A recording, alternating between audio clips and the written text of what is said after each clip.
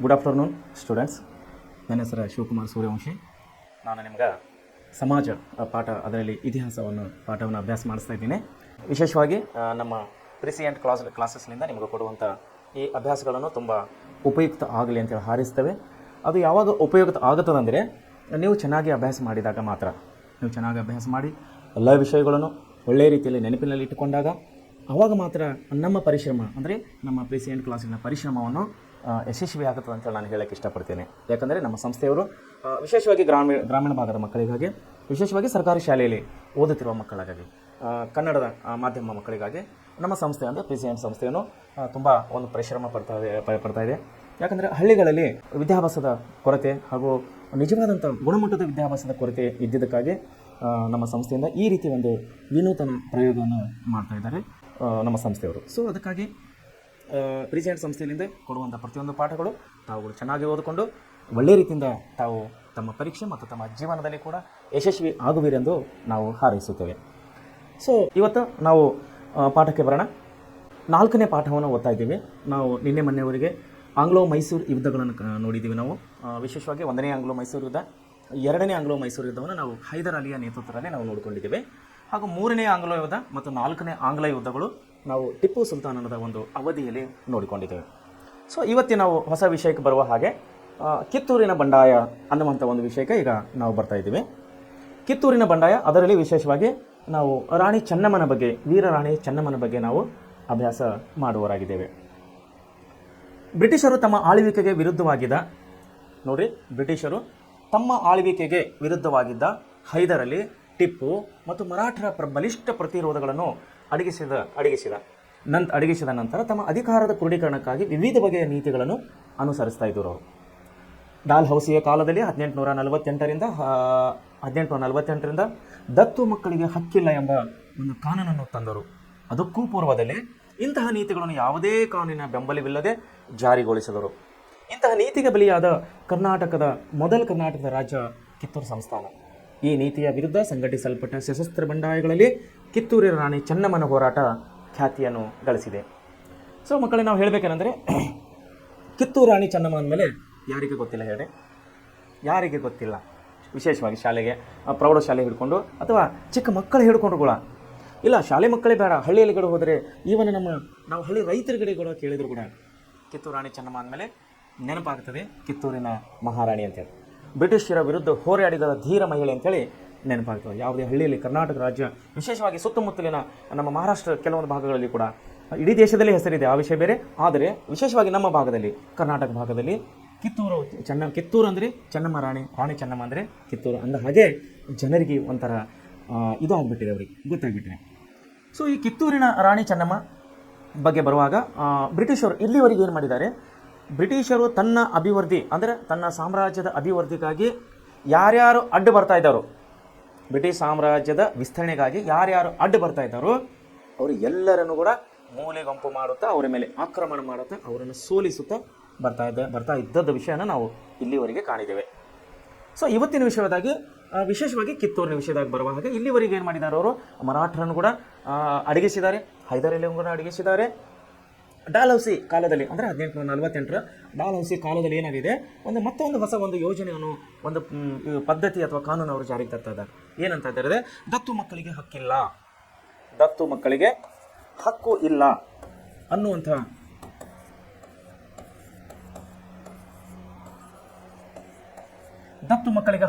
ಅನ್ನುವಂಥ ಒಂದು ನೀತಿಯನ್ನು 1848ರಲ್ಲಿ ಲಾರ್ಡ್ ಡಾಲ್ಹೌಸಿಯು ಜಾರಿಗೆ ತರ್ತಾ ಇದ್ದಾನೆ. ಆದರೆ ಇಲ್ಲಿ ಏನಾಗ್ತದೆ ಅಂದರೆ, ಇದಕ್ಕಿಂತ ಪೂರ್ವದಲ್ಲಿಯೇ ಇಂತಹ ಯಾವುದೇ ಕಾನೂನಿನ ಬೆಂಬಲವಿಲ್ಲದೆ, ದತ್ತು ಮಕ್ಕಳ ಹಕ್ಕಿಲ್ಲ ಅಂತ ಯಾವುದೇ ಕಾನೂನಿನ ಬೆಂಬಲವಿಲ್ಲದೆ ಇಂತಹ ನೀತಿಗೆ ಬಲಿಯಾದಂಥ ನಮ್ಮ ಕರ್ನಾಟಕ ರಾಜ್ಯದ ಒಂದು ಸಂಸ್ಥಾನ ಅಂದರೆ ಅದು ಕಿತ್ತೂರು ಸಂಸ್ಥಾನ. ಈ ನೀತಿಯ ವಿರುದ್ಧ ಸಂಘಟಿಸಲ್ಪಟ್ಟ ಸಶಸ್ತ್ರ ಬಂಡಗಳೇ ಕಿತ್ತೂರು ರಾಣಿ ಚೆನ್ನಮ್ಮನ ಹೋರಾಟ ಅತಿ ಖ್ಯಾತಿಯನ್ನು ಗಳಿಸಿದೆ ಅಂತೇಳಿ ನಾವು ಹೇಳ್ಬೋದು. ಸೊ ಮುಂದೆ ಏನಾಗ್ತದೆ ಅಂದರೆ, ಕಿತ್ತೂರು ಬೆಳಗಾವಿ ಮತ್ತು ಧಾರವಾಡ ಹೆದ್ದಾರಿಯ ನಡುವೆ ಇರುವ ಒಂದು ಊರು. ಇವತ್ತಿನ ದಿವಸಕ್ಕೆ ಅದೊಂದು ದೊಡ್ಡ ಊರು, ಅವತ್ತಿನ ದಿವಸ ಕೂಡ ಒಂದು ದೊಡ್ಡ ಊರು. ಯಾಕಂದರೆ ರಾಜ ಮಹಾರಾಜರು, ದೇಸಾಯಿಗಳು, ಸಾಮಂತ ಅರಸರುಗಳನ್ನು ಆಳಿದಂತಹ ಒಂದು ಖ್ಯಾತಿ ಪಡೆದಂಥ ಕಿತ್ತೂರು ಸಾಮ್ರಾಜ್ಯ ಅವತ್ತಿನ ಕಾಲಕ್ಕೆ. ಸೊ ಎಲ್ಲಿದೆ ಅದು ಕಿತ್ತೂರು?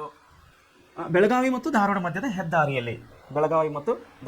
ಹೆದ್ದಾರಿಯಲ್ಲಿ, ಇರುವ ಒಂದು ಊರು.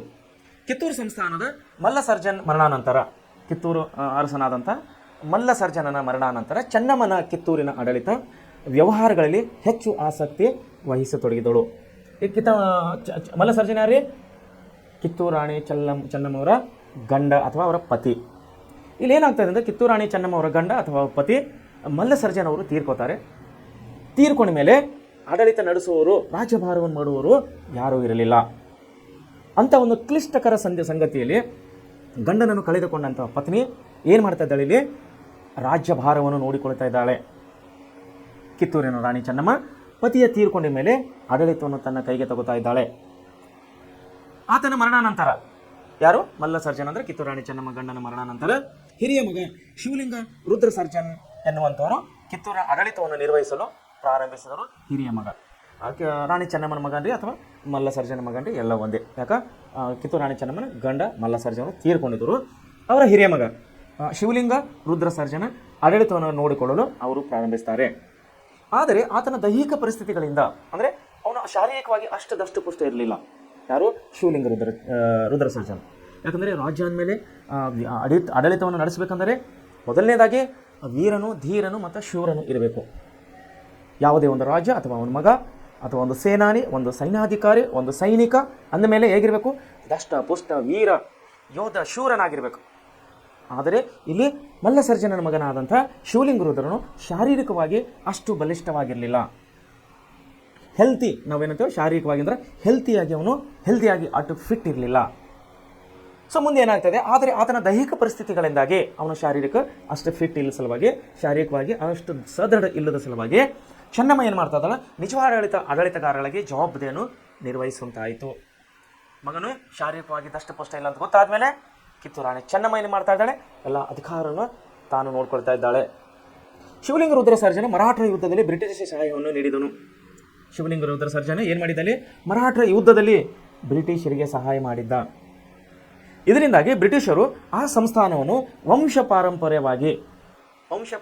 ಅಂದರೆ ವಂಶ ಪಾರಂಪರ್ಯ, ನಾನು, ನಮ್ಮಪ್ಪ, ನಮ್ಮ ಅಜ್ಜ, ನಮ್ಮ ಮುತ್ಯ, ಅಜ್ಜ, ತಾತಜ್ಜ, ಹೀಗೇನು ಒಬ್ಬರೊಬ್ಬರು ಏನು ಹೋಗ್ತೀವಲ್ಲ, ವಂಶ ಪಾರಂಪರ್ಯ ಅಂತೀವಿ. ಇಲ್ಲೇನು ಮಾಡ್ತಾ ಇದ್ದಾರೆ ಬ್ರಿಟಿಷರು? ಆ ಸಂಸ್ಥಾನ ಅಂದರೆ ಯಾವ ಸಂಸ್ಥಾನ? ಕಿತ್ತೂರು ಸಂಸ್ಥಾನ ಏನು ಮಾಡ್ತಾರೆ? ವಂಶ ಪಾರಂಪರ್ಯವಾಗಿ ಬಂದಿದ್ದರಿಂದ ಆತನಿಗೆ ನೀಡಿದ್ದು, ಯಾರಿಗೆ? ಶಿವಲಿಂಗ ರುದ್ರಾಚಾರ್ಯನಿಗೆ ನೀಡಿದ್ದು ಪ್ರತಿಯಾಗಿ, ಅದರ ಬದಲಾಗಿ ವಾರ್ಷಿಕ ಕಾಣಿಕೆಯನ್ನು ಪಡೆದುಕೊಳ್ಳುವಂತಾಯಿತು. ಈ ಒಪ್ಪಂದ ಥಾಮಸ್ ಮನ್ರೋ ಅವರ ಕಾಲದಲ್ಲಿ ಜಾರಿಗೊಳಿಸಲ್ಪಟ್ಟಿತ್ತು. ಥಾಮಸ್ ಮನ್ರೋ ಇವನು ಬ್ರಿಟಿಷ್ ಅಧಿಕಾರಿ. ಸೊ ಏನಾಗ್ತದೆ ಇಲ್ಲಿ?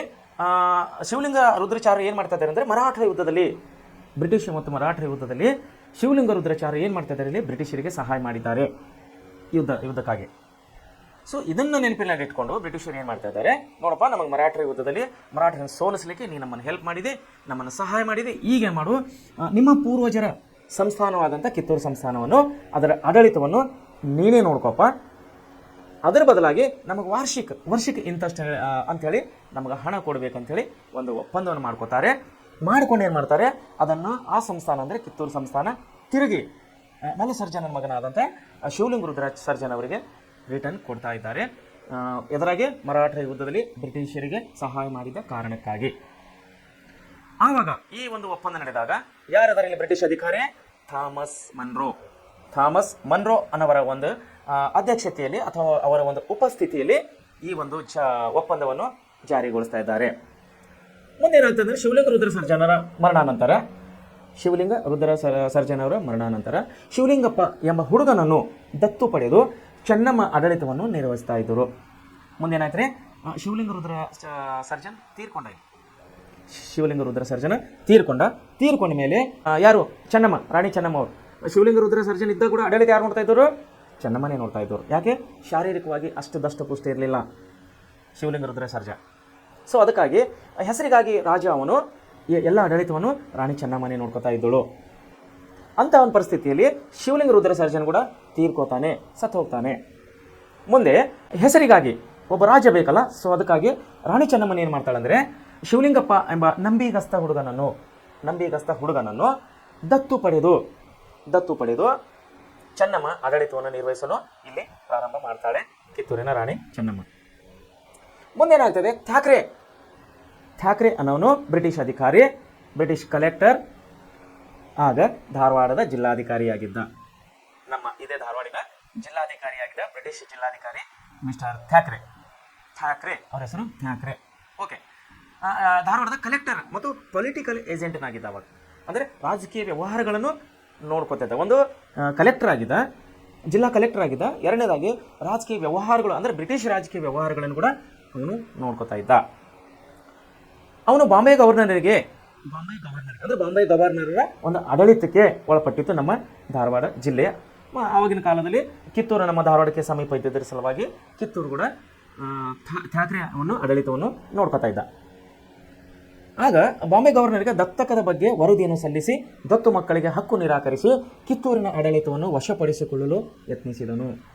ನೋಡಿ ಏನು ಮಾಡ್ತಾ ಇದ್ದೇನೆ ಥ್ಯಾಕ್ರೆ. ನೀತಿ ಏನಿದೆ, 1848ರ ನೀತಿ ಏನಿದೆ? ದತ್ತು ಮಕ್ಕಳಿಗೆ ಹಕ್ಕಿಲ್ಲ.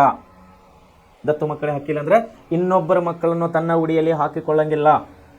ರಾಜರು ಅವತ್ತಿನ ಕಾಲದಲ್ಲಿ ಇನ್ನೊಬ್ಬರ ಮಕ್ಕಳನ್ನು ನನ್ನ ಮಕ್ಕಳಂತೇಳಿ ಸ್ವೀಕಾರ ಮಾಡಂಗಿಲ್ಲ. ದಟ್ ಕಾಲ್ಡ್ ದತ್ತು ಮಕ್ಕಳಿಗೆ ಹಕ್ಕಿಲ್ಲ ಎಂಬಂಥ ಒಂದು ಪದ್ಧತಿ. ಥ್ಯಾಕ್ರೆ ಬಂದಮೇಲೆ ಏನಾಯಿತು ಗೊತ್ತಾಯ್ತು. ಚೆನ್ನಮ್ಮಳು ಏನು ಮಾಡಿದ್ದಾಳೆ ಇಲ್ಲಿ? ಬಸವಲಿಂಗಪ್ಪನವನು ದತ್ತು ತಗೊಂಡಿದ್ದಾಳೆ. ಅವ್ರ ಮಗ ತೀರ್ಕೊಂಡಲ್ಲ, ಯಾರು? ಶಿವಲಿಂಗ ರುದ್ರ ಸರ್ಜನ್ ತೀರ್ಕೊಂಡ ಮೇಲೆ ಬಸವಲಿಂಗಪ್ಪನವನು ದತ್ತು ಪಡೆದು ಇವಳು ಅಧಿಕಾರ ನಡೆಸ್ತಾ ಇದ್ದಾಳೆ, ರಾಣಿ ಚೆನ್ನಮ್ಮ. ಸೊ ಈ ವಿಷಯವನ್ನು ಥ್ಯಾಕ್ರೆ ಏನು ಮಾಡ್ದ? ಜಿಲ್ಲಾ ಕಲೆಕ್ಟರ್ ಆಗಿದ್ದಲ್ಲ, ಅವನು ಏನು ಮಾಡ್ದ? ಈ ವಿಷಯವನ್ನು ಬಾಂಬೆ ಗವರ್ನರಿಗೆ ಈ ಸುದ್ದಿಯನ್ನು ಮುಟ್ಟಿಸ್ತಾನೆ. ಆಗ ದತ್ತು ಮಕ್ಕಳಿಗೆ ಹಕ್ಕಿಲ್ಲ ಎಂಬ ಒಂದು ವಿಷಯವನ್ನು ಮುಂದಿಟ್ಟುಕೊಂಡು ಬ್ರಿಟಿಷರು ಇಲ್ಲಿ ಏನು ಮಾಡ್ತಾ ಇದ್ದಾರೆ? ಕಿತ್ತೂರಿನ ಆಡಳಿತವನ್ನು ವಶಪಡಿಸಿಕೊಳ್ಳಲು ಪ್ರಯತ್ನ ಮಾಡ್ತಾ ಇದ್ದಾರೆ. ಕಿತ್ತೂರಿನ ಆಡಳಿತ ನಮಗೆ ಕೊಟ್ಬಿಡ್ರಿ, ಯಾಕೆಂದರೆ ಚೆನ್ನಮ್ಮ ನಿನಗೆ ಮಕ್ಕಳಿಲ್ಲವ, ನೀ ಇನ್ನೊಬ್ಬರ ಮಕ್ಕಳನ್ನು ದತ್ತು ತಗೊಂಡು ಅಧಿಕಾರ ಮಾಡೋಂಗಿಲ್ಲ, ಯಾಕಂದರೆ ಅದು ಕಾಯ್ದೆ ಇದೆ, ಪದ್ಧತಿ ಇದೆ, ದತ್ತು ಮಕ್ಕಳಿಗೆ ಹಕ್ಕಿಲ್ಲ ಅಂಥೇಳಿ. ಸೊ ಇನ್ನೊಬ್ಬರ ಮಕ್ಕಳು ನೀನು ದತ್ತು ತಗೊಳ್ಳಂಗಿಲ್ಲ, ನೀನೇನು ಮಾಡು, ಅಧಿಕಾರ ಕಿತ್ತೂರು ಸಂಸ್ಥಾನ ನಮಗೆ ಬಿಟ್ಟು ಕೊಡು ಅಂಥೇಳಿ ಬ್ರಿಟಿಷರಲ್ಲಿ ಕೇಳ್ತಾ ಇದ್ದಾರೆ. ನೋಡ್ರಿ, ಕಿತ್ತೂರಿನ ಖಜಾನೆ ಅಂತ ಗೊತ್ತಾಯ್ತಲ್ಲ, ಆಸ್ತಿ ಅಂತಸ್ತು ಬಂಗಾರ ವೈಡೂರ್ಯ ವಜ್ರ ಇದಕ್ಕೆಲ್ಲ ನಾವು ಖಜಾನೆ ಅಂತ ಹೇಳಿದ್ರೆ ಎಲ್ಲಿಟ್ಟಿರ್ತಾರೆ? ಖಜಾನೆ ಒಳಗೆ ಇಟ್ಟಿರ್ತಾರೆ. ಕಿತ್ತೂರಿನ ಖಜಾನೆ, ಕೋಟೆ ಅಂದರೆ ಅವರು ರಕ್ಷಣೆಗಾಗಿ ಕಟ್ಕೊಂಡಿರ್ತಾರಲ್ಲ ಕೋಟೆ ಕೊತ್ತಲುಗಳನ್ನು ಸರ್ಪಸತಿಗೆ ಪಡೆಯಲು ಹುನ್ನಾರ ಮಾಡತೊಡಗಿದರು. ಯಾರು? ಬ್ರಿಟಿಷರು. ಚೆನ್ನಮ್ಮ ಥ್ಯಾಕ್ರೆ ಈ ಪ್ರಯತ್ನಗಳನ್ನು ವಿಫಲಗೊಳಿಸಲು ಯುದ್ಧವನ್ನು ಅನಿವಾರ್ಯವೆಂದು ಬಗೆದಳು. ಇವರೆಲ್ಲ ಕುತಂತ್ರ ನೀತಿಗಳು, ಇವರ ಕುತಂತ್ರ ಪ್ಲಾನ್ಗಳು, ಇವರ ಯೋಚನೆಗಳು, ಇವರ ಆಲೋಚನೆಗಳು ಯಾರ್ದು? ಬ್ರಿಟಿಷರ್ದು. ಚೆನ್ನಮ್ಮಗೆ ಗೊತ್ತಾಗ್ತಾ ಇತ್ತು, ಇವರು ನಮ್ಮ ಖಜಾನೆ ಮತ್ತು ಕೋಟೆಗಳನ್ನು ವಶಪಡಿಸಿಕೊಳ್ಳುವ ಹುನ್ನಾರ ನಡೆಸ್ತಾ ಇದ್ದಾರೆ ಅಂಥೇಳಿ ಚೆನ್ನಮ್ಮನಿಗೆ ಗೊತ್ತಾಗ್ತಾ ಇದೆ. ಆಗ ಒಂದು ವೇಳೆ ಈಗ ನಾವು ಬ್ರಿಟಿಷರಿಗೆ ಬಿಡಬಾರ್ದು, ನಮ್ಮ ಖಜಾನೆ, ನಮ್ಮ ಕೋಟೆ, ನಮ್ಮ ಅಧಿಕಾರ ನಾವು ಬಿಡಬಾರ್ದು ಅಂದರೆ ಈ ಯುದ್ಧ ಒಂದೇ ಪರಿಹಾರ ಇದೆ, ನಾವು ಬ್ರಿಟಿಷರಿಗೆ ಯುದ್ಧ ಮಾಡಲೇಬೇಕು ಅಂಥೇಳಿ ಇಲ್ಲಿ ಚೆನ್ನಮ್ಮ ಏನು ಮಾಡ್ತಾಳೆ? ಅನಿವಾರ್ಯ ಅಂತ ಹೇಳೋಕ್ಕೆ ಗೊತ್ತಾಗ್ಬಿಡ್ತವೆ. ಬ್ರಿಟಿಷರು ತಮ್ಮ ಸೈನ್ಯವನ್ನು ಸಿದ್ಧ ಮಾಡಲು ಆರಂಭಿಸಿದರು. ನೋಡಿ, ಬ್ರಿಟಿಷರು ಆಲ್ರೆಡಿ ಪ್ಲಾನ್ದಾಗ ಇದ್ದವರು, ತಮ್ಮ ಸೈನ್ಯವನ್ನು ಕೂಡ ಸಿದ್ಧ ಮಾಡ್ತಾ ಇದ್ದಾರೆ. ಕಿತ್ತೂರಿನ ಸೈನ್ಯ ಬ್ರಿಟಿಷ್ ಸೈನ್ಯದ ಮೇಲೆ ದಾಳಿ ಮಾಡಿತು. ಏನಾಗ್ತಾ ಇದೆ? ಕಿತ್ತೂರಿನ ಸೈನ್ಯ ಬ್ರಿಟಿಷರ ಸೈನ್ಯ ಮೇಲೆ ದಾಳಿನೇ ಮಾಡಿಬಿಟ್ಟಿದೆ. ಇಲ್ಲಿ ಈ ದಾಳಿಯಲ್ಲಿ ಥ್ಯಾಕ್ರೆ ಗುಂಡೇಟಿಗೆ ಬಲಿಯಾದ. ಇಲ್ಲಿ ದಾಳಿದಾಗ ಏನಾಯ್ತಾನೆ? ಥ್ಯಾಕ್ರೆ ಗುಂಡೇಟಿಗೆ ಬಲಿಯಾಗ್ತಾನೆ. ಥ್ಯಾಕ್ರೆ ಗುಂಡೇಟಿಗೆ ಬಲಿಯಾದ ಅನೇಕ ಬ್ರಿಟಿಷ್ ಸೈನಿಕರನ್ನು ಸೆರೆಮನೆಗೆ ದೂಡಲಾಯಿತು. ಸೈನಿಕರನ್ನೇ ಸೆರೆಮನೆಗೆ ದೂಡಲಾಯಿತು. ಈ ಯುದ್ಧದಲ್ಲಿ ಕಿತ್ತೂರು ಸಂಸ್ಥಾನವು ಮುಂದಡೆ ಕಾಯ್ದುಕೊಳ್ಳುತ್ತದೆ, ಯಶಸ್ವಿನ ಹಾದಿಯಲ್ಲಿ ಹೋಗುತ್ತದೆ. ಇಲ್ಲಿ ಬ್ರಿಟಿಷರು ಏನು ಮಾಡ್ತಾ ಇದ್ದಾರೆ? ಹಿಮ್ಮೆಟ್ಟುತ್ತಾರೆ, ಸೋಲನ್ನು ಅನುಭವಿಸ್ತಾರೆ. ಈ ಯುದ್ಧದಲ್ಲಿ ಏನಾಗ್ತದೆ? ಬ್ರಿಟಿಷ್ ಅಧಿಕಾರಿ ಇದ್ದಂಥ ಧಾರವಾಡ ಕಲೆಕ್ಟರ್ ಆಗಿದ್ದಲ್ಲ, ಯಾರು? ಥ್ಯಾಕ್ರೆ, ಇಲ್ಲಿ ಗುಂಡಿಗೆ ಬಲಿಯಾಗ್ತಾನೆ, ಸತ್ತು ಹೋಗ್ತಾನೆ. ಕಿತ್ತೂರು ವಶಪಡಿಸಿಕೊಳ್ಳಲೇಬೇಕೆಂಬ ದೃಢ ನಿರ್ಧಾರದಿಂದ ಕಿತ್ತೂರು ಸಂಸ್ಥಾನವನ್ನು ವಶಪಡಿಸಿಕೊಳ್ಳಲೇಬೇಕು ಎಂಬಂಥ ದೃಢ ಅಂದ್ರೇನು? ಫೈನಲ್, ಅಚಲ ನಿರ್ಧಾರ, ಇದೇ ನಮ್ಮ ಕೊನೆ ನಿರ್ಧಾರ ಅನ್ನಂಗೆ ದೃಢ ನಿರ್ಧಾರ, ಗಟ್ಟಿ ನಿರ್ಧಾರವನ್ನು ತೆಗೆದುಕೊಂಡು ಬ್ರಿಟಿಷರು ಮತ್ತೊಮ್ಮೆ ಸನ್ನದ್ಧರಾಗ್ತಾರೆ ಯುದ್ಧಕ್ಕೆ. ಬಿಡೋದಿಲ್ಲ, ಇನ್ನೊಂದು ಸಾರಿ ಟ್ರೈ ಮಾಡ್ತಾರೆ. ಒಂದು ಸಾರಿ ಥ್ಯಾಕ್ರೆ ಸತ್ತೋದನ್ನ ಬಿಡು, ಇನ್ನೊಬ್ಬ ಬ್ರಿಟಿಷ್ ಅಧಿಕಾರಿ ಬಂದು ದೃಢ ನಿರ್ಧಾರದಿಂದ ಇಲ್ಲಿ ಸನ್ನದ್ಧಾಗ್ತಾನೆ. ಕರ್ನಲ್ ಡೀಕ್ನ ನೇತೃತ್ವದಲ್ಲಿ, ನೋಡಿ, ಕರ್ನಲ್ ಡೀಕ್ ಕರ್ನಲ್ ಡೀಕ್ ಅನ್ನುವಂಥ ಇನ್ನೊಬ್ಬ ಇಲ್ಲಿ ಬ್ರಿಟಿಷ್ ಅಧಿಕಾರಿ ಬಂದಿದ್ದಾನೆ. ಇವನ ನೇತೃತ್ವದಲ್ಲಿ, ಕರ್ನಲ್ ನೇತೃತ್ವದಲ್ಲಿ ಬ್ರಿಟಿಷ್ ಸೈನ್ಯ ಕಿತ್ತೂರಿಗೆ ಮುತ್ತಿ ಹಾಕಿತು. ಸೈನಿಕರು ವೀರಾವೇಶದಿಂದ ಹೋರಾಡಿದರು. ಬ್ರಿಟಿಷರ ಸೈನ್ಯದಿಂದ ತಪ್ಪಿಸಿಕೊಂಡ ಚೆನ್ನಮ್ಮನನ್ನು ಸೆರೆ ಹಿಡಿಯಲಾಯಿತು. ಕಿತ್ತೂರು ಬ್ರಿಟಿಷರ ವಶವಾಯಿತು. ಚೆನ್ನಮ್ಮ ಮತ್ತು ಸಂಗಡಿಗರನ್ನು ಬೈಲ್ಹೊಂಗಲದ ಕೋಟೆಯ ಸೆರೆಮನೆಯಲ್ಲಿ ಇರಿಸಲಾಯಿತು. ಚೆನ್ನಮ್ಮ ಮರಣ ಹೊಂದಿದಳು. ಇಂದಿಗೂ ಕೂಡ ನಾಡಿಗೆ ಅವಳು ಆದರ್ಶಪ್ರಾಯರಾಗಿದ್ದಾಳೆ. ನೋಡಿ, ಯಾರು? ಕರ್ನಲ್ ಡೀಕ್ ಅನ್ನುವಂಥ ಬ್ರಿಟಿಷ್ ಸೈನ್ಯಾಧಿಕಾರಿ ಇಲ್ಲೇನು ಮಾಡಿದ್ದಾನೆ? ಕಿತ್ತೂರು ಸಂಸ್ಥಾನವನ್ನು ವಶಪಡಿಸಿಕೊಳ್ಳಲೇಬೇಕು ಅಂತ ಒಂದು ದೃಢ ನಿರ್ಧಾರದಿಂದ ಸೈನ್ಯವನ್ನು ಸನ್ನದ್ಧಗೊಳಿಸಿ ಕಿತ್ತೂರಿನ ಮೇಲೆ ಆಕ್ರಮಣವನ್ನು ಮಾಡ್ತಾ ಇದ್ದಾನೆ. ಮಾಡಿದ ಮೇಲೆ ಏನಾಗ್ತಾ ಇದ್ದಾನೆ? ಅತಿ ಒಂದು ದೃಢ ನಿರ್ಧಾರದಿಂದ ಕಿತ್ತೂರು ಮೇಲೆ ಆಕ್ರಮಣ ಮಾಡ್ತಾರೆ. ಸೈನಿಕರು ಅತಿ ವೀರಾವೇಶದಿಂದ ಇಲ್ಲಿ ಹೋರಾಡ್ತಾರೆ. ವೀರಾವೇಶದಿಂದ ತಮ್ಮೆಲ್ಲವನ್ನು ಶಕ್ತಿಯನ್ನು ಬಳಸಿಕೊಂಡು ಎರಡೂ ಸೈನ್ಯಗಳು, ಅಂದರೆ ಕಿತ್ತೂರಿನ ಸೈನ್ಯಗಳು ಮತ್ತು ಬ್ರಿಟಿಷರ ಸೈನ್ಯಗಳು ಅತಿ ವೀರಾವೇಶದಿಂದ ಹೋರಾಡ್ತಾರೆ. ಬ್ರಿಟಿಷರ ಸೈನ್ಯದಿಂದ ಇಲ್ಲಿ ಏನಾಗುತ್ತದೆ? ಬ್ರಿಟಿಷರನ್ನು ಮೇಲುಗೈಯನ್ನು ಸಾಧಿಸ್ತಾ ಇದ್ದಾರೆ. ಯಾಕಂದರೆ ಅವರು ಪ್ಲ್ಯಾನ್ ಮಾಡ್ಕೊಂಡು ಬಂದಿದ್ದಾರೆ, ಯೋಜನೆಯನ್ನು ಹಾಕ್ಕೊಂಡು ಬಂದಿದ್ದಾರೆ. ಕಿತ್ತೂರನ್ನು ಯಾವ ರೀತಿ ವಶಪಡಿಸಿಕೊಳ್ಳಬೇಕು ಅನ್ನೋ ಒಂದು ನೀಟಾಗಿ ಒಳ್ಳೆ ರೀತಿಯಿಂದ ಪ್ಲ್ಯಾನ್ ಹಾಕ್ಕೊಂಡು ಬಂದಿದ್ದಾರೆ. ಸೊ ಈ ಯುದ್ಧದಲ್ಲಿ ಬ್ರಿಟಿಷರ ಮೇಲುಗೈ ಸಾಧಿಸ್ತಾ ಇದ್ದಾರೆ. ಕಿತ್ತೂರು ಸಂಸ್ಥಾನವು ಇಲ್ಲಿ ಹಿನ್ನಡೆಯನ್ನು ಅನುಭವಿಸ್ತಾ ಇದೆ ಚೆನ್ನಮ್ಮನ ನೇತೃತ್ವದಲ್ಲಿ. ಸೊ ಮುನ್ನಡೆಯನ್ನು ಕಾಯ್ದುಕೊಂಡ ಬ್ರಿಟಿಷ್ ಸೈನ್ಯ ಏನು ಮಾಡ್ತಾ ಇದೆ? ಇಲ್ಲಿ ಕಿತ್ತೂರಿನ ರಾಣಿ ಚೆನ್ನಮ್ಮನನ್ನು ಸೆರೆ ಹಿಡಿದು ಅವಳು ಏನು ಮಾಡ್ತಾ ಇದ್ದಾಳೆ? ತಪ್ಪಿಸಿಕೊಂಡು ಬ್ರಿಟಿಷರ ಸೈನ್ಯ ತಪ್ಪಿಸಿಕೊಂಡ ಚೆನ್ನಮ್ಮಳನ್ನು ಆಕೆ ತಪ್ಪಿಸ್ಕೊಂಡಿದ್ದಾಳೆ ಆ್ಯಕ್ಚುಲಿ. ಆದರೂ ಕೂಡ ಅವಳನ್ನು ಸೆರೆ ಹಿಡಿಯಲಾಯಿತು, ಅಂದರೆ ಬಂದಿ ಮಾಡಲಾಯಿತು. ಸೆರೆ ಹಿಡ್ಕೊಂಡು ಅವಾಗೇನಾಯಿತು? ಕಿತ್ತೂರು ಸಂಸ್ಥಾನವು ಬ್ರಿಟಿಷರ ವಶವಾಯಿತು. ಚೆನ್ನಮ್ಮ ಮತ್ತು ಸಂಗಡಿಗರನ್ನು, ಅಂದರೆ ಅವರ ಸೈನಿಕ ಸಂಗಡಿಗರೆಲ್ಲರನ್ನು ಬೈಲಹೊಂಗಲಿನ ಒಂದು ಕೋಟೆಯಲ್ಲಿ, ಬೈಲಹೊಂಗಲ ಕೋಟೆಯ ಸೆರೆಮನೆಯಲ್ಲಿ ಅವರ ಸೆರೆಮನೆಯಲ್ಲಿ ಇಡಲಾಯಿತು. ಸೆರೆಮನೆ ಅಂದರೆ ನಾವು ಇವತ್ತಿಗೆ ಜೈಲ್ ಅಂತ ಹೇಳಿ ಕರಿತೇವೆ. ಈಗ ನಮ್ಮ ಸರ್ಕಾರನ, ಅಂದರೆ ನಮ್ಮ ಪೊಲೀಸರು ಏನು ಮಾಡ್ತಾರೆ? ತುಡುಗು ಮಾಡಿನವ್ರಿಗೆ, ಕಳ್ಳತನ ಮಾಡಿನವ್ರಿಗೆ, ಕೊಲೆ ಮಾಡಿನವ್ರಿಗೆ ಏನು ಮಾಡ್ತಾರೆ? ಜೈಲಿನಲ್ಲಿ ಇರ್ತಾರೆ. ಅದನ್ನು ನಾವು ಸೆರೆಮನೆ ಅಂತ ಕರಿತೇವೆ. ಸೊ ಸೆರೆಮನೆಯಲ್ಲಿ ಇರಲಾಯಿತು. ಚೆನ್ನಮ್ಮ ಏನು ಮಾಡ್ತಾಳೆ? ಇಲ್ಲಿ ಮರಣ ಹೊಂತಾಳೆ, ತೀರ್ಕೋತಾಳೆ. ಇಂದಿಗೂ ಕೂಡ ನಮ್ಮ ರಾಜ್ಯಕ್ಕೆ, ನಮ್ಮ ದೇಶಕ್ಕೆ ಕಿತ್ತೂರು ರಾಣಿ ಚೆನ್ನಮ್ಮ ಒಬ್ಬಳು ಆದರ್ಶ ಪ್ರಾಯಳಾಗಿದ್ದಾಳೆ, ಒಂದು ಆದರ್ಶ ಹೆಣ್ಣು ಮಗಳಾಗಿದ್ದಾಳೆ, ಒಂದು ಆದರ್ಶ ರಾಣಿಯಾಗಿದ್ದಾಳೆ. ಸೊ ಈ ರೀತಿ ಚೆನ್ನಮ್ಮನ ಬಗ್ಗೆ ನಾವು ಓದಬೇಕಂದ್ರೆ ಇನ್ನೂ ತುಂಬ ದೊಡ್ಡ ವಿಷಯ ಅದು. ಕಿತ್ತೂರಿನ ಸಂಸ್ಥಾನದ ಒಂದು ಸಪ್ರೇಟ್ ಬುಕ್ ಇದೆ, ಒಂದು ವಿಶೇಷವಾದಂಥ ಕಿತ್ತೂರಿನ ಬುಕ್ಕನೇ ಇದೆ, ಒಂದು ಪುಸ್ತಕನೇ ಇದೆ. ಅದರಲ್ಲಿ ನಾವು ಹೋದಾಗ ಕಿತ್ತೂರು ಸಂಸ್ಥಾನ ಹೇಗೆ ಹುಟ್ಟುಕೋತು, ಕಿತ್ತೂರು ಸಂಸ್ಥಾನ ಯಾವ ರೀತಿ ಬೆಳೀತಾ ಬಂತು, ಕಿತ್ತೂರು ಸಂಸ್ಥಾನಕ್ಕೆ ಮುತ್ತಿಗೆ ಹಾಕಿದಂಥ ಬ್ರಿಟಿಷರು ಯಾವ್ಯಾವ ಒಂದು ತನ್ನ ಕುಟಿಲ ನೀತಿಗಳಿಂದ ಅವರು ಯಾವ ರೀತಿ ಒಂದು ಸದೆ ಬಡಿತಾರೆ, ನಮ್ಮ ಸೈನಿಕರನ್ನು ಸದೆ ಬಡಿತಾರೆ ಅನ್ನುವಂಥ ಎಲ್ಲ ವಿಶೇಷಗಳ ವಿವರ ಒಳಗೊಂಡಂಥ ನಾವು ಪುಸ್ತಕವನ್ನು, ಅದು ಒಂದು ಬಹುಮುಖ್ಯವಾದ ಪುಸ್ತಕ, ಅದು ತುಂಬ ವಿವರವಾಗಿ ಇದೆ. ಈಗ ನಮ್ಮ ಪಾಠದಲ್ಲಿ ಅಷ್ಟೊಂದು ಸಂಕ್ಷಿಪ್ತ ವಿಷಯಗಳನ್ನು ಕೊಟ್ಟಿದ್ದಾರೆ ಸರ್ಕಾರದಿಂದ ನಿಗದಿಪಡಿಸಿದಂಥ ಈ ಒಂದು ಪಠ್ಯ ಪುಸ್ತಕದಲ್ಲಿ. ಸೊ ಇಲ್ಲಿವರೆಗೆ ರಾಣಿ ಚೆನ್ನಮ್ಮನ ಒಂದು ವೀರಾವೇಶ, ಅವಳ ಒಂದು ಧೈರ್ಯವನ್ನು ನಾವಿಲ್ಲಿ ಮೆಚ್ಚಬೇಕಾಗಿದೆ ಇವತ್ತಿನ ದಿವಸ. ಅದಕ್ಕಾಗಿ ಎಲ್ಲರೂ ತನ್ನ ಮಕ್ಕಳಿಗೆ, ಹುಟ್ಟಿದ ಮಕ್ಕಳಿಗೆ ಕೂಡ ಚೆನ್ನಮ್ಮ ಅಂತ ಹೆಸರಿಡ್ತಾರೆ. ನಾವು ಹಳ್ಳಿಯಲ್ಲಿ ಹೋದಾಗ ಭಾಳಷ್ಟು ಜನ ನಮಗೆ ಚೆನ್ನಮ್ಮ ಅಂತ ಕಾಣ್ತಾರೆ. ಯಾಕೆ ಚೆನ್ನಮ್ಮ ಅವರ ಹೆಸರು? ಅವ್ರು ಇಟ್ಟಂಥ ಮಕ್ಕಳಿಗೆ ಹೆಸರು ಇಟ್ಟಂಥ ತಂದೆ ತಾಯಿ ಆಶೆ, ನನ್ನ ಮಗಳು ಕೂಡ ಧೀರ ಯೋಧೆ, ಒಂದು ರಾಣಿ ಚೆನ್ನಮ್ಮನಂತರ ಬೆಳೀಲಿ ಅಂತ. ಯಾಕಂದರೆ ತಂದೆ ತಾಯಿ ಹೆಸರೇನಿರ್ತಾರಲ್ಲ, ಆ ಹೆಸರಿನಿಂದ ಒಂದು ಉದ್ದೇಶವಿರುತ್ತದೆ, ಆ ಹೆಸರಿನಿಂದ ಒಂದು ಉದ್ದೇಶವಿರುತ್ತದೆ. ಆ ಹೆಸರಿನ ಪ್ರಕಾರ ಆ ದಾರಿಯಲ್ಲಿ ನಮ್ಮ ಮಕ್ಕಳು ಬೆಳೆಯಲಿ ಅಂತ. ಸೊ ಅದಕ್ಕಾಗಿ ಇಲ್ಲಿ ನಮಗೆ ಒಂದು ವೀರ ಮರಣವನ್ನು ಹೊಂದಿದಂಥ ಕಿತ್ತೂರು ರಾಣಿ ಚೆನ್ನಮ್ಮಳು ನಮಗೆ ಆದರ್ಶ ಪ್ರಾಯಳಾಗಿದ್ದಾಳೆ ಅಂತೇಳಿ ನಾವು ಹೇಳ್ಬೋದು. ಸೊ ಇಲ್ಲಿವರೆಗೆ ನಾವು ಚೆನ್ನಮ್ಮನ ಬಗ್ಗೆ ನೋಡಿದ್ದೇವೆ. ಸೊ ಚೆನ್ನಮ್ಮಗ ಇಲ್ಲಿ ಸೋಲಿಸಬೇಕಾದ್ರೆ ಇಬ್ಬರು ಬ್ರಿಟಿಷ್ ಅಧಿಕಾರು ಇಲ್ಲಿ ತುಂಬ ಪ್ರಾಮುಖ್ಯವನ್ನು ವಹಿಸ್ತಾ ಇದ್ದಾರೆ.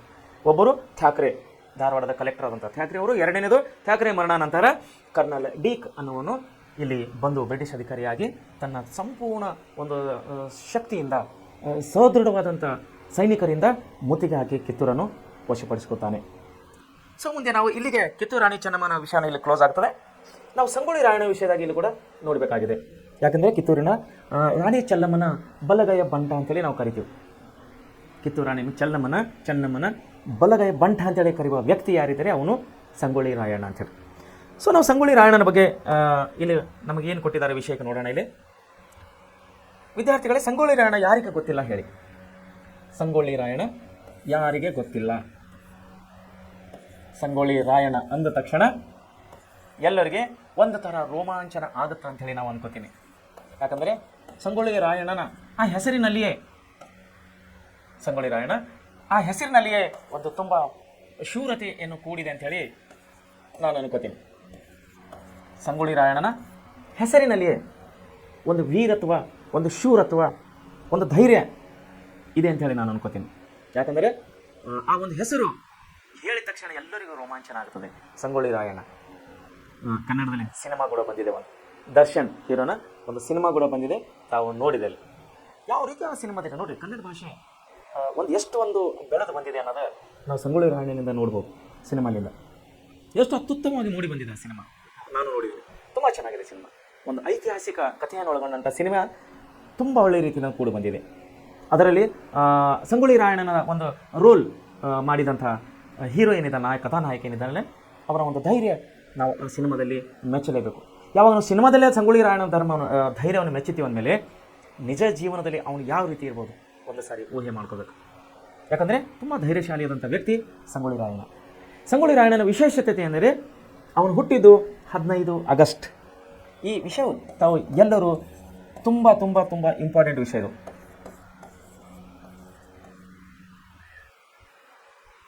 ಅವನು ಹುಟ್ಟಿದ್ದು 15 ಆಗಸ್ಟ್.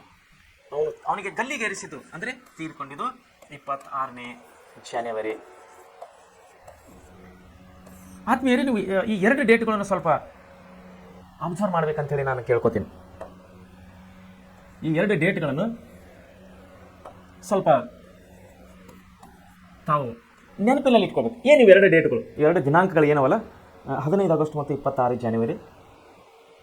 ಇವು ನಮ್ಮ ರಾಷ್ಟ್ರೀಯ ಹಬ್ಬಗಳು, ನಮ್ಮ ದೇಶದ ರಾಷ್ಟ್ರೀಯ ಹಬ್ಬಗಳು. 15ನೇ ಆಗಸ್ಟ್ ಸ್ವತಂತ್ರ, ನಮ್ಮ ದೇಶ ಸ್ವಾತಂತ್ರ್ಯ ಪಡೆದಂಥ ದಿನ. 26 ಜನವರಿ ನಮ್ಮ ದೇಶಕ್ಕೆ ಸಂವಿಧಾನವನ್ನು ಜಾರಿಗೆ ಬಂದಂಥ ದಿನ, ಗಣರಾಜ್ಯೋತ್ಸವ ಅಂತೇಳಿ ನಾವು ಕರಿತೀವಿ.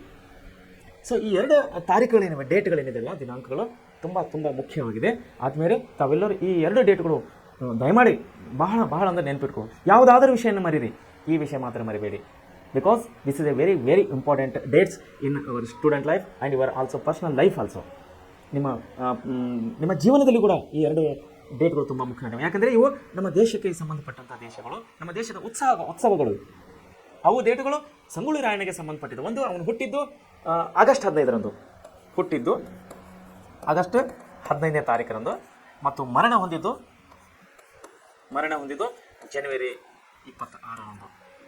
ಸೊ ಸಂಗೊಳ್ಳಿ ರಾಯಣ್ಣನ ಬಗ್ಗೆ ನಾವು ಹೇಳಲೇಬೇಕಾದಂಥ ಒಂದು ವಿಷಯಗಳು, ತುಂಬ ಮುಖ್ಯವಾದಂಥ ವಿಷಯಗಳು. ಆದಮೇಲೆ ಬಹುಶಃ ನಿಮಗೆ ಸ್ಕೂಲ್ನಲ್ಲಿ, ನಿಮ್ಮ ಶಾಲೆಯಲ್ಲಿ ನಿಮ್ಮ ಶಿಕ್ಷಕರು ಕೆಲವೊಬ್ಬರು ಹೇಳಿರ್ಬೋದು ಅನ್ಕೋತೀನಿ. ಒಂದು ವೇಳೆ ಹೇಳಿಲ್ಲ ಅಂದರೂ ಕೂಡ ನಮ್ಮ ಪ್ರಿಸೆಂಟ್ ಸ್ಕೂಲ್ನಲ್ಲಿ ನಾನು ಮೊದಲು ಹೇಳ್ತಿದ್ದೆ, ನಿಮಗೆ ಅತಿ ಮುಖ್ಯವಾದ ವಿಷಯಗಳನ್ನು ತಾವು ಕಲಿತೀರಿ ಅಂತ ಹೇಳಿ. ಸೊ ಅದಕ್ಕಾಗಿ ಪ್ರಿಸೆಂಟ್ ಕ್ಲಾಸಿನಲ್ಲಿ ಹೇಳುವಂಥ ವಿಷಯಗಳು ದಯಮಾಡಿ ನೆನಪಿನಲ್ಲಿ ಇಟ್ಕೊಳ್ಬೇಕು. ಆಗಸ್ಟ್ 15 ಸಂಗೊಳ್ಳಿ ರಾಯಣ್ಣ ಹುಟ್ಟಿದ ದಿನ, 26 ಜನವರಿ ಸಂಗೊಳ್ಳಿ ರಾಯಣ್ಣ ಮರಣ ಹೊಂದಿದ್ದ ದಿನ ಅಂತೇಳಿ ನಾನು ಹೇಳ್ತೇನೆ. ಓಕೆ, ಸಂಗೊಳ್ಳಿ ರಾಯಣ್ಣನ ಬಗ್ಗೆ ನಾವು ತಿಳ್ಕೊಬೇಕಂದ್ರೆ, ಅವನ ಜೀವನ ಚರಿತ್ರೆಯನ್ನು ನಾವು ತಿಳ್ಕೊಬೇಕಂದ್ರೆ, ಇಲ್ಲಿ ಪಠ್ಯಪುಸ್ತಕದಲ್ಲಿ ಕೊಟ್ಟಿದ್ದ ಹಾಗೆ ಕಿತ್ತೂರಿನ ಚೆನ್ನಮ್ಮಳೊಂದಿಗೆ ಸಂಗೊಳ್ಳಿ ರಾಯಣ್ಣನ ಹೆಸರು ಅಜರಾಮರ ಮತ್ತು ಆದರ್ಶಪ್ರಾಯವೆನಿಸಿದೆ. ಅಜರಾಮರ ಅಂದರೆ ಅಮರ್ ಅಂತ ಹೇಳಿ ಕರಿತೇವೆ ನಾವು. ಅಮರ್ ಅಂದರೆ ಆ ವ್ಯಕ್ತಿ ಸತ್ತಿದ್ದಾನೆ, ಆ ಒಂದು ದೇಹ ಒಂದು ಹೋಗಿದೆ, ಆದರೆ ಅವನ ಹೆಸರು ಇನ್ನೂ ಇದೆ. ಸೊ ಅದಕ್ಕಾಗಿ ಅಜರಾಮರ ಮತ್ತು ಆದರ್ಶಪ್ರಾಯವಾಗಿದೆ. ಆದರ್ಶ ಅಂದರೆ ತುಂಬ ಗ್ರೇಟ್ ಆದಂಥ, ತುಂಬ ಉತ್ತಮ ಆದಂಥ ವ್ಯಕ್ತಿತ್ವ ಅಂಥೇಳಿ ನಾವು ಆದರ್ಶ ಅಂತೇಳಿ ಕರಿತೀವಿ. ರಾಯಣ್ಣ ವೀರ ಯೋಧ. ನೋಡ್ರಿ, ಏನಿದೆ ರಾಯಣ್ಣ ತುಂಬ ವೀರ ಯೋಧನಾಗಿದ್ದ. ಕಿತ್ತೂರಿನ ಸ್ವತಂತ್ರಕ್ಕಾಗಿ ಹೋರಾಡುವುದು ನನ್ನ ಆದ್ಯ ಕರ್ತವ್ಯ ಎಂದು ಭಾವಿಸಿದ್ದವ ಯಾರು? ಸಂಗೊಳ್ಳಿ ರಾಯಣ್ಣ. ಕಿತ್ತೂರಿನ ರಕ್ಷಣೆಗಾಗಿ ಯಾವುದೇ ಶತ್ರುಗಳು ಕಿತ್ತೂರಿನ ಮೇಲೆ ಆಕ್ರಮಣ ಮಾಡಿದರೆ, ಯುದ್ಧಕ್ಕೆ ಬಂದರೆ ಅದನ್ನು ರಕ್ಷಿಸುವುದು ನನ್ನ ಆದ್ಯ ಧರ್ಮ ಅಂತೇಳಿ ಸಂಗೊಳ್ಳಿ ರಾಯಣ್ಣನು ಅಂದ್ಕೊಂಡಿದ್ದ. ಈತನ ಮನೆತನದವರು ಪರಂಪರೆಯಿಂದಲೂ ಸೈನಿಕರಾಗಿ ಸೇವೆಯನ್ನು ಸಲ್ಲಿಸಿದವರು. ಸಂಗೊಳ್ಳಿ ರಾಯಣ್ಣನ ಮನೆತನದವರು ಪರಂಪರೆಯಾಗಿ, ಅಂದರೆ ಇವರ ತಂದೆ, ಇವರ ಅಜ್ಜ, ಮುತ್ತಜ್ಜ ಎಲ್ಲರೂ ಪರಂಪರೆಯಾಗಿ ಸೈನಿಕರಲ್ಲಿ ಸೇವೆ ಸಲ್ಲಿಸಿದವರು. ಸಂಗೊಳ್ಳಿ ರಾಯಣ್ಣ ಕಿತ್ತೂರಿನ ಯುದ್ಧದಲ್ಲಿ ಚೆನ್ನಮ್ಮನ ಜೊತೆಯಲ್ಲಿ ಬ್ರಿಟಿಷರ ವಿರುದ್ಧ ಹೋರಾಡಿದನು. ಯಾಕಂದರೆ ನಮಗೆ ಗೊತ್ತಿದ್ದ ಹಾಗೆ ಸಂಗೊಳ್ಳಿ ರಾಯಣ್ಣ ಚೆನ್ನಮ್ಮನ ಬಲಗೈ ಬಂಟ. ಯುದ್ಧದಲ್ಲಿ ಸೆರೆಯಾಳಾಗಿ ಇವನು ಬಂಧಿಸಲ್ಪಡ್ತಾನೆ, ತರುವಾಯ ಬಿಡುಗಡೆಗೊಂಡಿರ್ತಾನೆ. ಮುಂದೆ ಈತನ ಬಗ್ಗೆ ಮೌಖಿಕ ಮತ್ತು ಲಿಖಿತ ಆಕರಗಳು ಲಭ್ಯವಿವೆ. ಇವರ ಬಗ್ಗೆ ಯಾವುದೇ ಸುಳ್ಳು ಕಥೆಗಳಿಲ್ಲ. ಮೌಖಿಕ ಮತ್ತು ಲಿಖಿತ ಆಕರ ಅಂದರೆ ನಮಗೆ ದಾಖಲೆಗಳಿವೆ ಅಂತ ಅರ್ಥ. ಅವನು ಸೈನಿಕರನ್ನು ಸಂಘಟಿಸುತ್ತಾ, ಯಾರು? ಸಂಗೊಳ್ಳಿ ರಾಯಣ್ಣ ಸೈನಿಕರನ್ನು ಸಂಘಟಿಸುತ್ತಾ ಏನು ಮಾಡ್ತಾ ಇದ್ದ? ಸ್ವಾತಂತ್ರ್ಯ ಬಗ್ಗೆ ಅಭಿಮಾನವನ್ನು ಮೂಡಿಸ್ತಾ ಇದ್ದ. ಅವರ ಒಂದು ಸಂಸ್ಥಾನದ ಸ್ವಾತಂತ್ರ್ಯ ಬಗ್ಗೆ ಅಭಿಮಾನವನ್ನು ಮೂಡಿಸ್ತಾ ಇದ್ದ. ಯಾರಿಗೆ? ಅವನ ಜೊತೆಯಲ್ಲಿ ಕೆಲಸ ಮಾಡುವಂಥ ಸೈನಿಕರಿಗೆ. ಭೌಗೋಳಿಕವಾಗಿ ಆಯಕಟ್ಟಿನ ಸ್ಥಳಗಳಲ್ಲಿ ಗುಪ್ತ ಸಭೆಗಳನ್ನು ನಡೆಸುವ ಮೂಲಕ ತನ್ನ ಮುಂದಿನ ಯೋಜನೆಗಳನ್ನು ರೂಪಿಸಿಕೊಂಡನು. ನೋಡಿ, ಯಾರಾದರೆ ವಿದ್ಯಾರ್ಥಿಗಳೇ ತಮಗೆ ಸಮಯ ಸಿಕ್ಕರೆ ತಾವು ಇಲ್ಲೇ ಕಿತ್ತೂರು ಹತ್ರ ಬೈಲಹೊಂಗಲಲ್ಲಿ ಸಂಗೊಳ್ಳಿ ಅನ್ನೋ ಊರಲ್ಲಿ ನಮ್ಮ ಸರ್ಕಾರ, ಕರ್ನಾಟಕ ಸರ್ಕಾರದಿಂದ ಸಂಗೊಳ್ಳಿ ರಾಯಣ್ಣನ ಇದು ಮಾಡಿದೆ, ಅಲ್ಲಿ ಸ್ಮಾರಕ ಮಾಡಿದೆ. ಒಂದು ದೊಡ್ಡ ಅವನ ಬಗ್ಗೆ ಇತಿಹಾಸ ಬರೆಯುವಂಥ ಒಂದು ದೊಡ್ಡ ಸ್ಮಾರಕನೇ ಅಲ್ಲಿ ಮಾಡಿದೆ.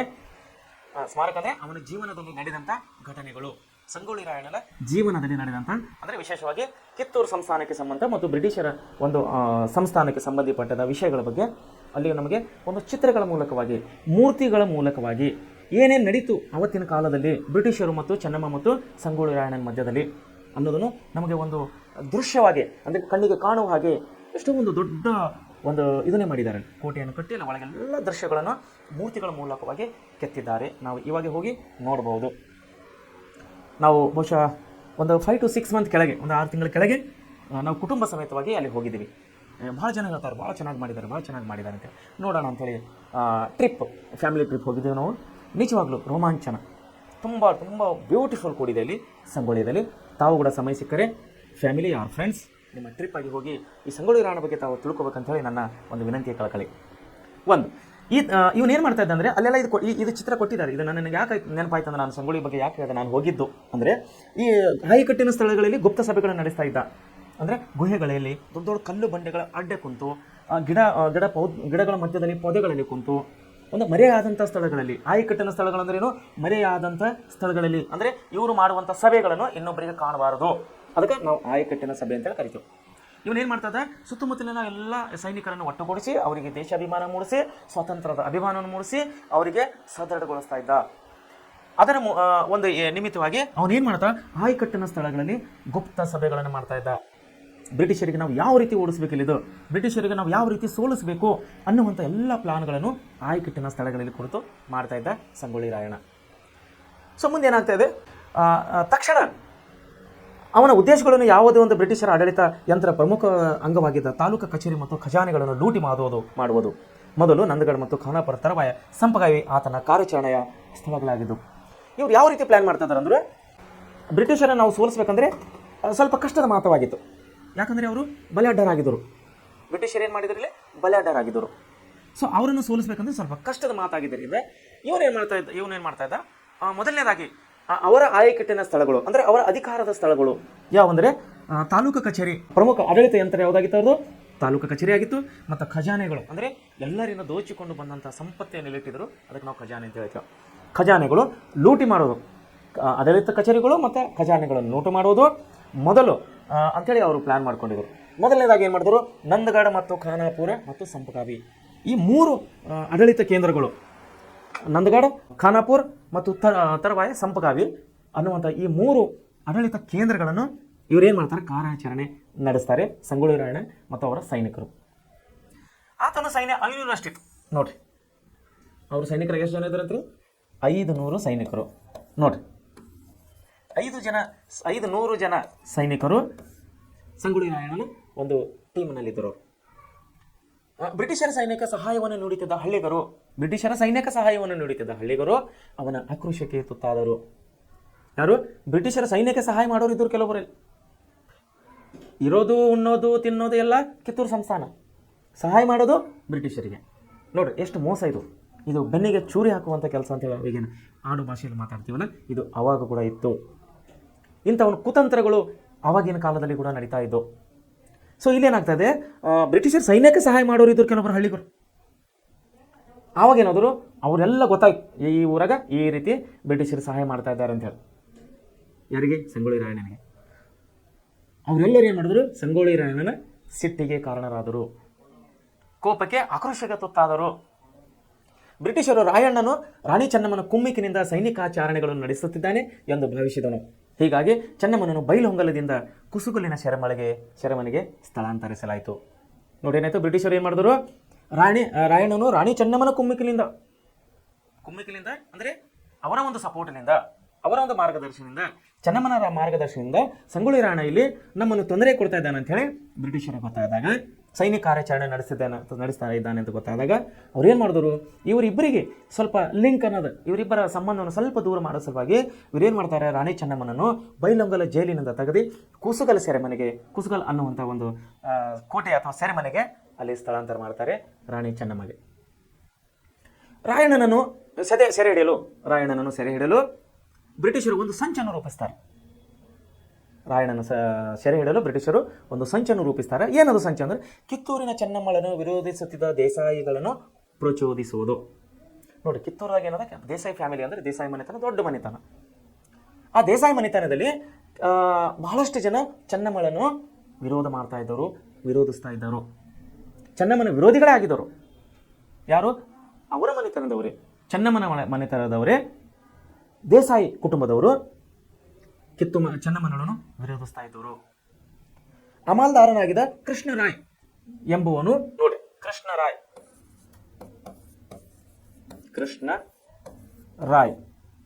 ಕೃಷ್ಣರಾಯ್ ಏನಿದ್ದವನು ಅಮಲ್ದಾರ್ ಅಂದ್ರೆ ಬ್ರಿಟಿಷರ ಆಡಳಿತದಲ್ಲಿ ಒಂದು ಉನ್ನತ ಹುದ್ದೆಯಲ್ಲಿದ್ದ ಕೃಷ್ಣರಾಯ್. ಇವನೇನಂದ? ಅಮಲ್ದಾರನಾಗಿದ್ದ ಎಂಬವನು ಈ ಸಂಚಿಗೆ ಕೈ ಜೋಡಿಸಿದನು. ಅಂದರೆ ಬ್ರಿಟಿಷರ ಈ ಒಂದು ಸಂಚಿಗೆ ಅವನು ಕೈ ಜೋಡಿಸ್ತಾನೆ. ಆಯ್ತು, ನಾನು ನಿಮಗೆ ಸಪೋರ್ಟ್ ಮಾಡ್ತೀನಪ್ಪ ಅಂತೇಳಿ, ನಾನು ನಿಮಗೆ ಸಪೋರ್ಟ್ ಮಾಡ್ತೀನಿ ಅಂತೇಳಿ ಯಾರಿಗೆ? ಬ್ರಿಟಿಷರಿಗೆ ಈ ಸಂಚಿಗೆ ಕೈ ಜೋಡಿಸ್ತಾನೆ. ಸಂಚಿಗೆ ಬಲಿಯಾದ ರಾಯಣ್ಣನನ್ನು ಇಂಗ್ಲಿಷ್ ಸೈನ್ಯ ಬಂಧಿಸಿ ಧಾರವಾಡಕ್ಕೆ ತಂದಿತ್ತು. ನೋಡಿ, ಧಾರವಾಡವು ಒಂದು ಐತಿಹಾಸಿಕ ಸ್ಥಳ ಅಂತ ಚೆನ್ನಮ್ಮ ಅಂತ ರಾಯಣ್ಣ ಬ್ರಿಟಿಷ್ ಹಿರಿಯ ಅಧಿಕಾರಿಗಳು ಡಾಲೌಸಿ ತಂದಂಥ ನೀತಿ ಯಾವುದು? ದತ್ತು ಮಕ್ಕಳೇ ಹಾಕಿಲ್ಲ, ಥ್ಯಾಕ್ರೆ ಮತ್ತು ಇನ್ನೊಬ್ಬರು ಯಾರು, ಅದು ಡೀಕನ್, ಮುಂಚೆ ನೋಡಿದೇವಲ್ಲ ನಾವು, ಯಾರು ಬ್ರಿಟಿಷ್ ಅಧಿಕಾರಿ, ಕರ್ನಲ್ ಡೀಕ್, ಇವರೆಲ್ಲ ಪ್ರಮುಖ ಅಧಿಕಾರಿಗಳು, ಬ್ರಿಟಿಷ್ ಅಧಿಕಾರಿಗಳು. ಅಂಥವರೆಲ್ಲ ನಮ್ಮ ಧಾರವಾಡಕ್ಕೆ ಬಂದು ಆಡಳಿತ ನಡೆಸಿದವರು. ಇಲ್ಲೇನು ಮಾಡ್ತಾ ಇದ್ದಾರೆ? ಸಂಗೊಳ್ಳಿ ರಾಯಣ್ಣನನ್ನು ಹಿಡ್ಕೊಂಡು ಅವ್ರು ಏನು ಮಾಡ್ತಾರೆ? ಧಾರವಾಡಕ್ಕೆ ಇಲ್ಲಿ ತರ್ತಾ ಇದ್ದಾರೆ. ಆತನ ಬಂಧನದ ನಂತರ, ಅಂದರೆ ಅವನಿಗೆ ಬಂಧಿಸಿದ ನಂತರ ಆತನ ಸೈನಿಕರು ಶರಣಾಗ್ತಾರೆ. ಮತ್ತೆ ಏನು ಮಾಡಬೇಕು? ಸಂಗೊಳ್ಳಿ ರಾಯಣ್ಣನಿಗೆ ಯಾವಾಗ ಬಂಧನ ಮಾಡಿರಂದ್ಮೇಲೆ ಆತನ ಸೈನಿಕರು ಏನು ಮಾಡ್ತಾರೆ? ಅವರು ಕೂಡ ಶರಣಾಗ್ತಾರೆ. ಯಾರಿಗೆ? ಬ್ರಿಟಿಷರಿಗೆ. ಮುಖ್ಯ ಅಪರಾಧಿ ಅಂತ ಹೇಳಿ ಘೋಷಿಸಿ, ಇವನು ದೊಡ್ಡ ತಪ್ಪು ಮಾಡಿದ್ದಾನೆ, ದೊಡ್ಡ ಅಪರಾಧ ಮಾಡಿದ್ದಾನೆ ಅಂತ ಇವನನ್ನು ಘೋಷಿಸಿ 1831 ಜನವರಿ 26ರಂದು, ನೋಡಿ, ಜನವರಿ 26, 1831ರಂದು ನಂದಗಢ ಅನ್ನುವಂಥ ಊರಲ್ಲಿ ಅವನನ್ನು ಗಲ್ಲಿಗೇರಿಸಲಾಯಿತು. ಯಾರಿಗೆ? ರಾಯಣ್ಣನಿಗೆ. ಆತನ ಅನೇಕ ಅನುಯಾಯಿಗಳು ಜೀವಾವಧಿ ಶಿಕ್ಷೆಗೆ ಗುರುಪಡಿಸಲಾಯಿತು. ಆತನ ಅನುಯಾಯಿಗಳನ್ನು. ಸಂಗೊಳ್ಳಿ ರಾಯಣ್ಣ ಜೀವನ ಮತ್ತು ದೇಶಪ್ರೇಮವನ್ನು, ಆ ದೇಶದ ಲಾವಣಿಗಳು, ಆ ಪ್ರದೇಶದ ಲಾವಣಿಗಳು ಎಂದಿಗೂ ಜೀವಂತವಾಗಿರಿಸಿವೆ. ಏನಿದು ಲಾವಣಿಗಳು? ಲಾವಣಿ ಅಂದರೆ ಹಳ್ಳಿಗಳಲ್ಲಿ ಹೋದರೆ ಲಾವಣಿ ಪದ ಅಂತ ಹಾಡ್ತಾರೆ. ಅಜ್ಜಿಗಳು ಕೇಳಿ ಗೊತ್ತಿರ್ತದೆ. ಸೋಬಾನ ಪದ, ಲಾವಣಿ ಪದ, ಗೀಗಿ ಪದ, ನಮ್ಮ ಜಾನಪದ ಕಲೆಗಳು, ನಮ್ಮ ಕನ್ನಡದ ಜಾನಪದ ಕಲೆಗಳು. ಅದರಲ್ಲಿ ಲಾವಣಿ ಪದ ಅನ್ನೋದು ಒಂದು. ಈ ಲಾವಣಿ ಪದದಲ್ಲಿ ಸಂಗೊಳ್ಳಿ ರಾಯಣ್ಣನ ಬಗ್ಗೆ ಹಾಡುಗಳನ್ನು ಕಟ್ಟಿ ಸ್ಫೂರ್ತಿ, ಅವರಿಗಿದ್ದಂಥ ಒಂದು ಹೆಮ್ಮೆ, ಸಂಗೊಳ್ಳಿ ರಾಯಣ್ಣನ ಬಗ್ಗೆ ಇದ್ದಂಥ ಒಂದು ಅಭಿಮಾನವನ್ನು ಅಲ್ಲಿನ ಸುತ್ತಮುತ್ತಲಿನ ಪ್ರದೇಶದ ಹೆಣ್ಣು ಮಕ್ಕಳು ಇವತ್ತಿಗೂ ಕೂಡ ಲಾವಣಿ ಪದದಲ್ಲಿ ಸಂಗೊಳ್ಳಿ ರಾಯಣ್ಣನನ್ನು ನೆನಪಿಸ್ತಾ ಇದ್ದಾರೆ. ತಾವು ಆ ಕಡೆ ಭಾಗದವರು ನಂದಗಡ, ಕಿತ್ತೂರು, ಬೈಲಹೊಂಗಲ, ಸಂಪಗಾವಿ, ಆ ಕಡೆ ಭಾಗದಲ್ಲಿ ಯಾರಾದರೂ ನೀವು ವಾಸಿಸುತ್ತಿದ್ದರೆ ಅಥವಾ ನಿಮ್ಮ ಬಂಧುಗಳು ಯಾರಾದರೂ ಇದ್ದರೆ ಲಾವಣಿ ಪದಗಳು, ಚೆನ್ನಮ್ಮನ ಬಗ್ಗೆ ಮತ್ತು ಸಂಗೊಳ್ಳಿ ರಾಯಣ್ಣನ ಲಾವಣಿ ಪದಗಳು ತಾವು ಹಿರಿಯ ಅಜ್ಜಿಗಳ ಬಾಯಿಂದ ತಾವು ಕೇಳ್ಬೋದು. ಆಮೇಲೆ ಇಲ್ಲಿಗೆ ನಾವು ಇವರಿಗೆ ಗಲ್ಲಿಗೇರಿಸ್ತಾರೆ. ಯಾರಿಗೆ? ಸಂಗೊಳ್ಳಿ ರಾಯಣ್ಣ ಗಲ್ಲಿಗೇರಿಸಿದ ಮೇಲೆ ಕಿತ್ತೂರು ಸಂಸ್ಥಾನವು ಇಲ್ಲಿ ಅನಾಹುತವಾಗುತ್ತದೆ. ಸಂಪೂರ್ಣವಾಗಿ ಬ್ರಿಟಿಷರ ಒಂದು ಅಧಿಕಾರಕ್ಕೆ ಅದು ಒಳಪಡ್ತಾ ಇದೆ ಕಿತ್ತೂರು ಸಂಸ್ಥಾನ. ಸೊ ಇಲ್ಲಿವರೆಗೆ ನಾವು ಕಿತ್ತೂರಿನ ರಾಣಿ ಚೆನ್ನಮ್ಮ ಮತ್ತು ಸಂಗೊಳ್ಳಿ ರಾಯಣ್ಣನ ಬಗ್ಗೆ ನಾವು ವಿವರವಾಗಿ ನೋಡಿದ್ದೇವೆ. ಈಗ ಇನ್ನೊಂದು ವಿಷಯ, ಇನ್ನೊಂದು ಬಂಡಾಯ ಇಲ್ಲಿ ಬರ್ತಾ ಇದೆ. ಏನಂದರೆ ಅಮರ ಸುಳ್ಳೆ ಬಂಡಾಯ ಅಂತ ಹೇಳಿ. ನೋಡಿ, ಏನಿದು? ಅಮರ ಸುಳ್ಳೆ ಬಂಡಾಯ ಅಂತ ಹೇಳಿ ಬರ್ತಾ ಇದೆ. ಏನಿದು ಅಮರ ಸುಳ್ಳೆ ಬಂಡಾಯ? ಅಂದರೆ ಅಮರ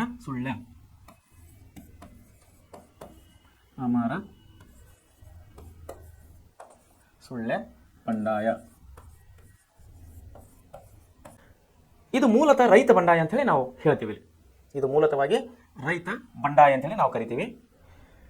ಏನಿದು ಮೂಲ ರೈತ ಬಂಡಾಯ ಅಂದ್ರೆ ಇದರ ಹಿನ್ನೆಲೆಯನ್ನು ನಾವು 1835ರಿಂದ 1837ರವರೆಗೆ ಇದು ಒಂದು ನಾವು ನೋಡ್ಕೋಬಹುದು. 1835ರಿಂದ 1837ರ ಅವಧಿಯಲ್ಲಿ ನಾವು ಈ ಅಮರಸುಳ್ಳೆ ಬಂಡಾಯದ ನಾವು ಇಲ್ಲಿ ಒಂದು ಚಳವಳಿಯನ್ನು ನಾವಿಲ್ಲಿ ನೋಡುವವರಾಗಿದ್ದೇವೆ. ಕರಾವಳಿ ಮತ್ತು ಕೊಡಗು ಪ್ರಾಂತಗಳಲ್ಲಿ, ನಮ್ಮ ಕರ್ನಾಟಕ ರಾಜ್ಯದ ಅಥವಾ ನಮ್ಮ ದೇಶದ ಕರಾವಳಿ ಅಂದರೆ ಸಮುದ್ರ ತೀರದಲ್ಲಿನ ಪ್ರದೇಶಗಳನ್ನು ನಾವು ಕರಾವಳಿ ಅಂತ ಹೇಳಿ ಕರಿತೀವಿ. ಕರಾವಳಿ ಮತ್ತು ಕೊಡಗು ಪ್ರಾಂತದಲ್ಲಿ ಇವಾಗ ನಮ್ಮ ಕರ್ನಾಟಕ ರಾಜ್ಯದಲ್ಲಿ ಕೊಡಗು ಜಿಲ್ಲೆ ಇದೆ, ಮೈಸೂರಿನ ಹತ್ರ. ಕೊಡಗು ಪ್ರಾಂತಗಳಲ್ಲಿ ಕಂಡು ಬಂದಿದ್ದ ಹೋರಾಟಗಳಲ್ಲಿ ಗುರುತಿಸಬಹುದಾಗಿದೆ. ಕೊಡಗಿನ ಆಳ್ವಿಕೆಯನ್ನು ನಡೆಸುತ್ತಿದ್ದ ಹಾಲೇರಿ ರಾಜವಂಶದ ಯಾವ ವಂಶ? ಹಾಲೇರಿ ರಾಜವಂಶ. ಇಲ್ಲೊಂದು ರಾಜವಂಶ ಇದೆ, ಹಾಲೇರಿ ರಾಜವಂಶ ಅಂತೇಳಿ. ಇಲ್ಲಿ ಚಿಕ್ಕ ವೀರ ರಾಜೇಂದ್ರನನ್ನು ಬ್ರಿಟಿಷರು 1834ರಲ್ಲಿ ಪಜಿತಗೊಳಿಸಿ ಅವನನ್ನು ಬೆಂಗಳೂರಿನ ಮೂಲಕ ವೆಲ್ಲೂರಿಗೆ ತರುವಾಯ ಕಾಶಿಗೆ ಸಾಗಿಸಿದರು. ಆತನ ಪದುಚ್ಯುತಿ ಕೊಡಗಿನಲ್ಲಿ ರಾಜಕೀಯ ಅಸಮಾಧಾನವನ್ನು ಸೃಷ್ಟಿಸಿತು. ಇದರ ವಿರುದ್ಧ ಸ್ವಾಮಿ ಅಪರಾಂಪರ, ಕಲ್ಯಾಣ ಸ್ವಾಮಿ ಮತ್ತು ಪುಟ್ಟಬಸಪ್ಪ ಸಶಸ್ತ್ರ ಬಂಡಾಯವನ್ನು ಸಂಘಟಿಸಿದರು. ಇಲ್ಲಿ ಮೂವರಿದ್ದಾರೆ, ಒಂದು ಅಪರಾಂಪರ, ಕಲ್ಯಾಣ ಸ್ವಾಮಿ ಮತ್ತು ಪುಟ್ಟಬಸಪ್ಪ. ನೋಡ್ರಿ, ಅಪರಾಂಪರ,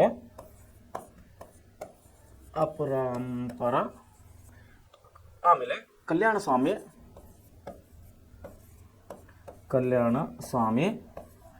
ಇನ್ನೊಬ್ಬರು ಬಂದು ಪುಟ್ಟಬಸಪ್ಪ.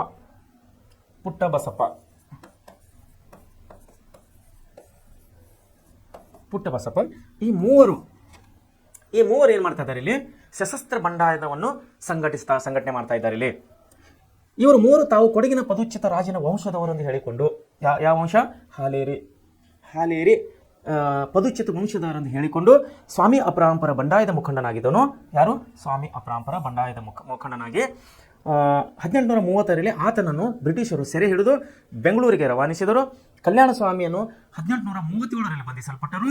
ಆತನನ್ನು ಮೈಸೂರಿನಲ್ಲಿ ಸೆರೆಮನೆ ಇಡಲಾಯಿತು. ನೋಡಿ, ಏನಂತಿದ್ದು ಅಮರಸುಳ್ಳೆ ಬಂಡಾಯ?